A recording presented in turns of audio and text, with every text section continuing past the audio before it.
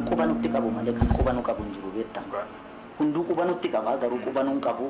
Akkuma qubanutti qabu immoo quba akka nu qabus barbaanna beektaa nuti. So kanaaf namoonni akka Daawit kana luuzii gochuun qabu hawaasni keenya. Namni kun muuziqaa Oromoo kana internaashinaal godhee hojjechuu qaba. Akkatti hojjetu haalli jireenya isaa mijachuu qaba. Waan ta'uu qabu uummanni nuti irraa dhalanne beektaa. Nuuf miti beektaa warra gudeeda isaa keessaa baanee miti. Urmaafu nama sirrii irraa bu'ee ceebsu gadi galoon immoo hin dhabamu. Addaggeen immoo hin dhabamu. Asumeen hin dhabamu. As dhiyoon hin dhabamu beektaa. Kanaaf uummata keenya irraa abdii guddaa qaba waan ta'eef nu ijaaraa bakka dogoggorretti nu qunxuuxee nu adabee nu sirreessaa waan isaa gammachiisne kanatti immoo mataarra nu baatee deema. Saba kanarraa dhalachuu waan guddaa dirqamaa miti. Dirqamatti kennaan jiru just agartee calaqqee hawaasa tokko. Yaaluun utaalteettuma gaafa ishiin geerarsaanii kaan jajjee kaan abaartu kaan immoo kaan doorsistee kaan moosistu kaan onnachiistu qofa sanyii namaa jechuun bu'aan qabu.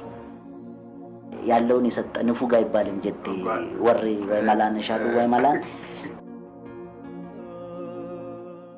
ፎን ራጪናን ሶራላቲ ተኡኒ ባተላ ባተላ ወላ ጀቤ ፈኑ ዋኖፊ ፎን ኢጋን ጀባታ ወላ ጀቤ ፈኑ ዋኖፊ ፎን ኢጋን ጀባታ Andu jalatu phone igan jabata.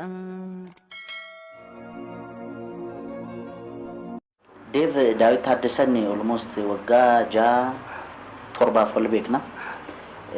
Kan nuti walitti dhufne tokkoffaa Oromummaa kan lammataa ogummaa.